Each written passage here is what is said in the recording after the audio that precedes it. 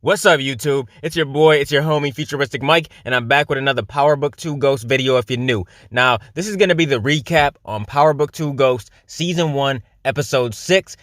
If you're a fan of Power, if you love Power, hit the like on this video. If you're new to my channel and this is the first time you're finding me, subscribe and turn on those post notifications so when I post videos on Power Book 2 Ghost, you get them.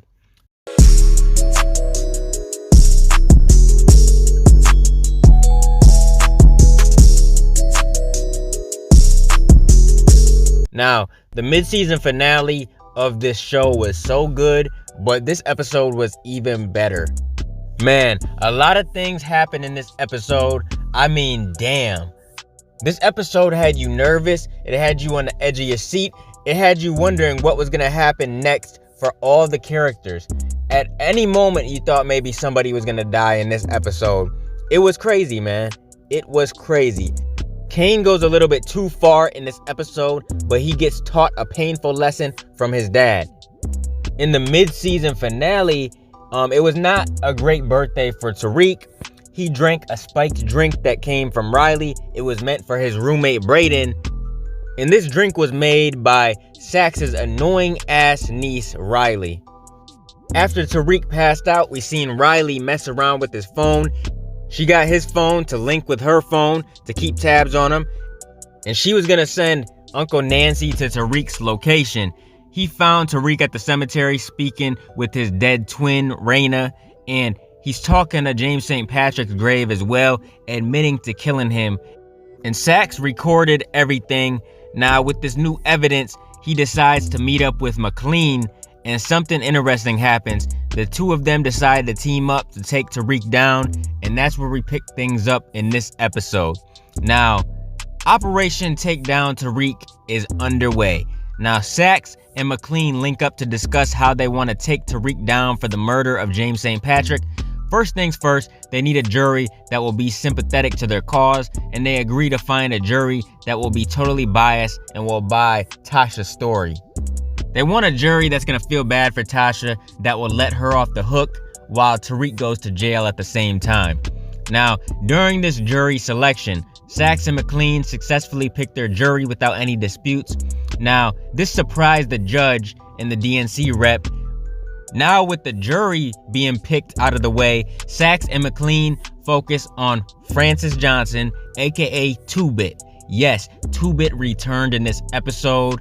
I was surprised to see him. I knew a familiar face was going to be returning, but I did not know it was going to be 2-Bit.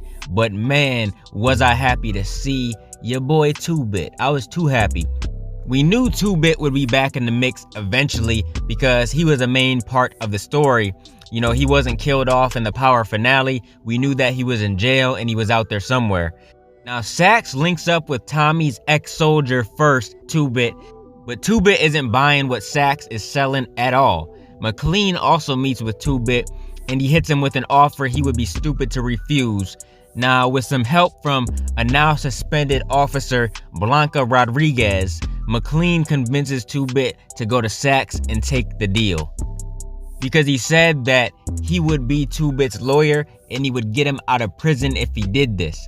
They said before he takes the stand, Rodriguez will tell him what to say so he won't perjure himself and he will be able to get out of jail as a parting gift for his cooperation. Now, McLean and his investigator, Paula Mazzarato, meet with Tasha to ask her if she knows anything about 2-Bit. Well, first they say Francis Johnson and she says she doesn't know him, but when they mentioned 2-Bit, she was like, oh yeah, he worked for Tommy. And she also says that Tariq might have met him through Tommy. Tasha is worried, but Davis assures her that Tariq is irrelevant and that Sax will not bring him up. But we know this is a lie because supposedly they're working together. Now on the day of court, 2-Bit holds up his end of the deal by playing absolutely dumb without perjuring himself while Sax is cross-examining him on the stand. He even threw in that Blanca set him up, that he was going for a job interview and that she lured him there and set him up, and that Sax got her removed from the force. But 2-Bit did admit that he did meet Tariq, which raised Tasha's eyebrows immediately. She's like, what the hell? Why are they mentioning Tariq? Now, McLean quickly cleaned that up when he turned to cross-examine 2-Bit, getting him to say he thinks Tariq got mixed up with the wrong people. And Tasha did not like that at all, not one bit, because she's wondering why they're bringing up her son's name in court. He said that he just helped Tariq get home one time and he only met him like once. And then he said that he never met James St. Patrick or Tasha, and that if she were the queenpin of a drug organization, he definitely would have heard about it. Yo, Saxe literally got his ass handed to him in court. He got clowned up in that courtroom, and it didn't look good at all for him. And the DNC rep was pissed and let him know how he really felt about it. Stephen Ott really let him know how he felt about what went down in the courtroom. Saxe reassures him that everything will work out in the end. Now, 2-Bit, on the other hand, is now a free man. We seen him. He finally got out of jail, and it's going to be interesting to see how he will fit in the story as we go on with the season. Hopefully, he will be in the story much more because I really enjoy seeing 2-Bit. Now, I just wanted to spend, a lot of time at the beginning of this recap talking about 2-Bit because he's a major part of the story and he was the familiar face that we saw. So I just wanted to take a little bit of time to talk about him because it was so nice seeing him in this episode. It was great seeing a familiar face, especially 2-Bit. He's the most loyal on this show, and I'm just so glad they brought him back in here. Now, Monet is super suspicious of Drew and Diana. She does not trust what they're up to. The Tejadas are going through it. Monet is not about the drama at all when it comes to her 2 kids, Drew and Diana. She believes they're spoiled and they're spending too much time at Stansfield for personal reasons and not for business reasons. Drew is still head over heels for Everett and he's not thinking straight. And Diana just wants her cheeks clapped by Tariq. We can tell that she likes Tariq so much, but Tariq doesn't really feel the same. Now, to get these 2 focused, Monet orders them to come to the bar to handle some family business and to make sure they do what they're supposed to do. Monet leaves them in there alone, and she even takes their phones away, but it's not like she took their phones and left the room with the phones. She set the phones on a shelf where they were at, which was pretty stupid because they can just get up and use them. I mean, come on now, they never listen. She should have knew they was gonna touch them phones. Now, while they're counting the money and bagging the dope, Drew's phone is blowing up, and it's none other than Everett. He wants to talk because of what happened at Tariq's party. Everett blew him off and he acted like he didn't really know him or whatever. Diana warned Drew multiple times not to go, but he couldn't resist and he took his thirsty ass up to that Stansfield for some action. This dude was just thinking about some action. He should have listened to Monet. Monet ends up showing up and she is not happy to see that Drew has once again disobeyed her. It seems like he's always doing that. He might disobey Monet more than Diana. Now, Diana convinces Monet to let her go to Stansfield to get Drew. Monet warns her that she only has 2 hours to get the job done and she better be back home by then or else. Before she arrives to the school, Drew makes a discovery that Tariq is selling product using Course Correct, a tutoring app. There's a knock at the door and Everett gets it and they get a delivery from Course Correct. And this is how they learn Tariq is selling the family's product through the app. Now, Drew shows the discovery to Diana. He sends her a text and she thinks it would be wise to tell Monet, and Drew thinks they shouldn't tell her. Diana warns Drew to go home because she tells him that Monet is not happy. Instead of taking his ass home, he decides to join Everett in the shower. Now, before Diana leaves the school, she heads to Tariq's room. He is currently occupied by Riley. Annoying ass, punk ass Riley. She's looking for her boyfriend Brayden because he's missing, and she's being nosy and snooping around, and Tariq busts her ass. She got busted.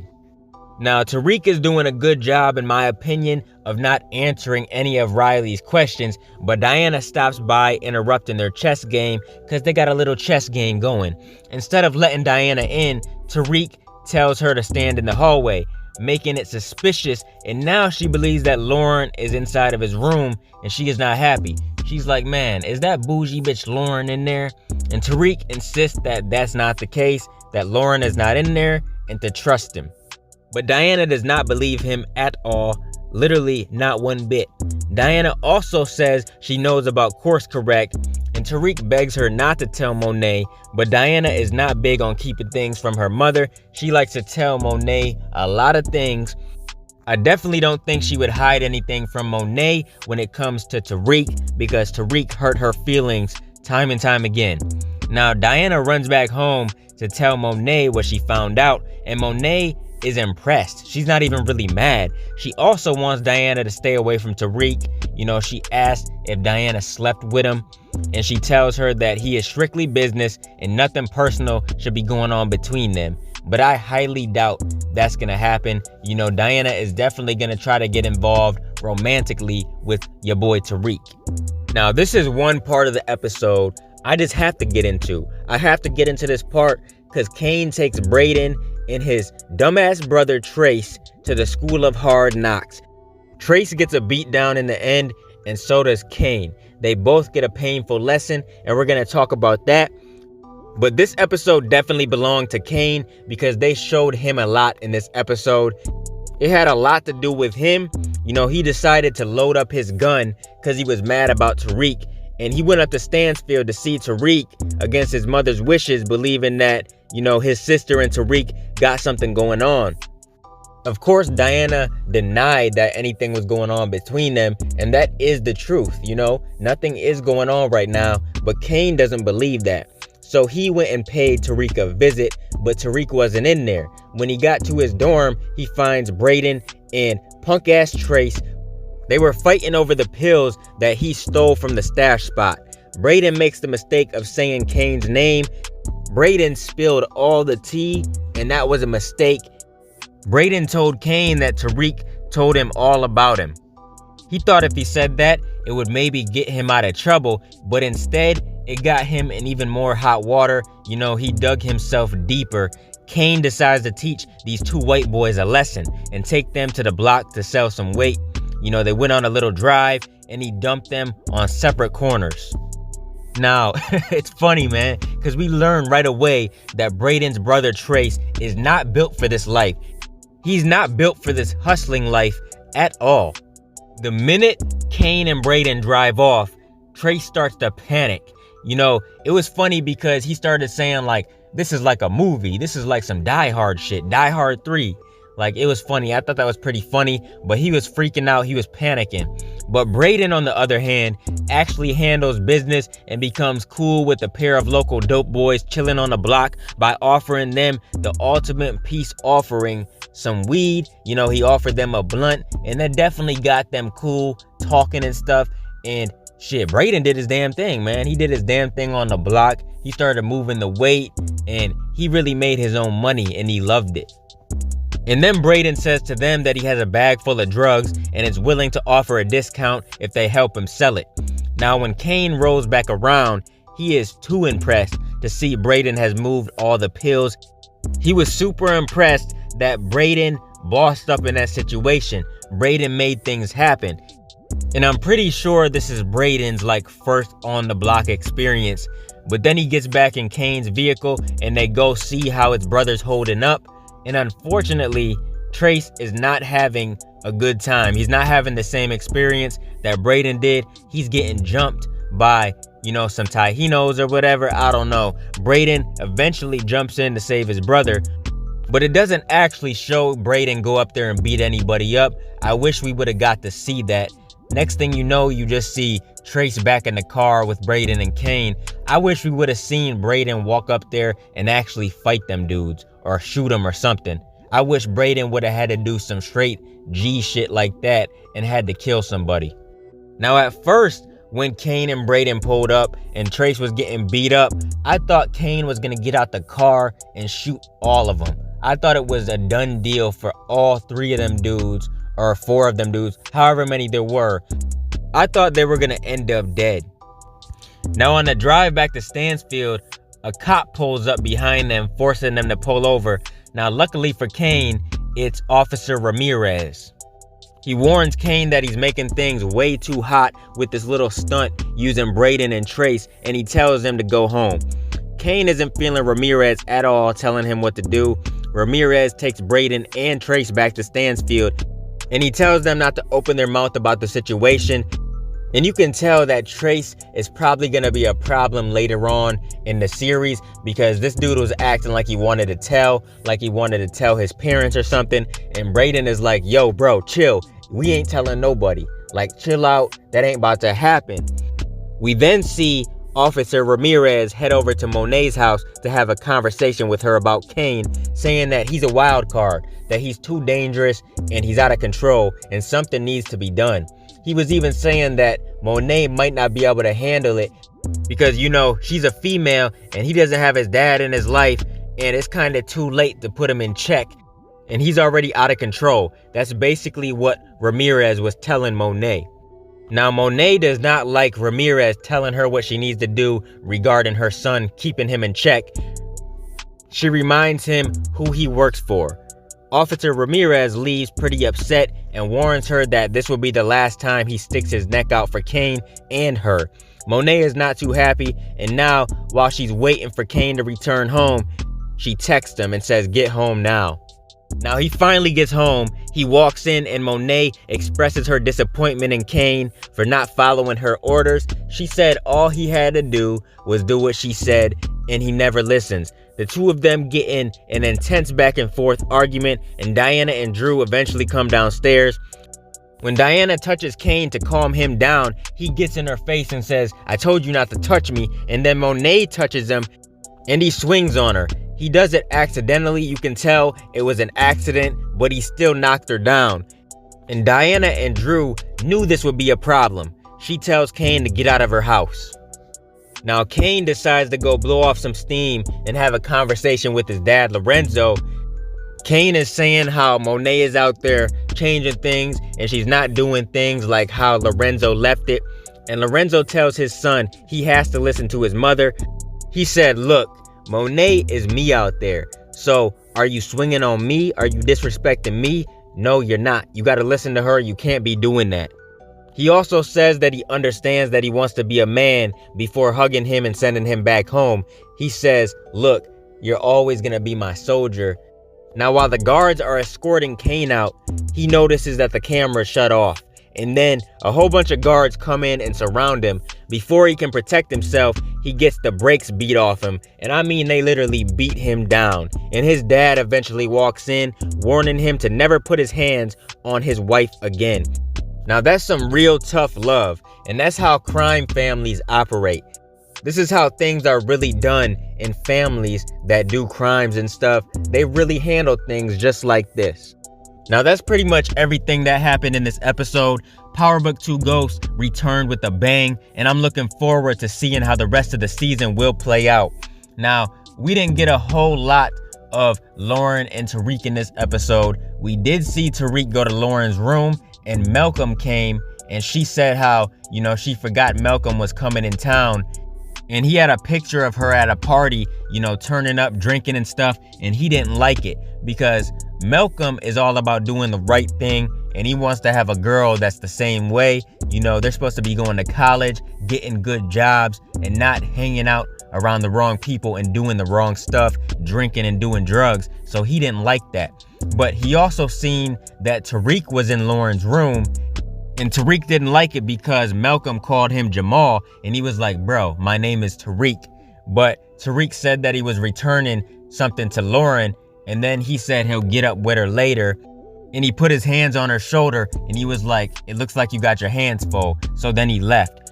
So I think we'll be seeing Malcolm in the next episode. He's listed for the casting in the next episode, but I can't wait for the next one, man. This episode was lit. You know, it was turnt. It was definitely a good way to come back after a 2-month break. They definitely brought the heat. I loved this episode. Man, I can't wait for the next one. It's gonna be torture waiting every single week for the next episode of Power Book 2 Ghost, because this show is so good. But I definitely can't wait. What did you guys think of this episode? What do you think happens next for all the characters? Comment down below and let me know what you think. Comment your theories, thoughts, predictions, everything else down below in the comment section. Keep supporting your boy, and I'll be continuing to bring y'all Power Book 2 Ghost content in the future. Make sure you guys like, comment, and subscribe, and smash that notification bell so you can never miss a video.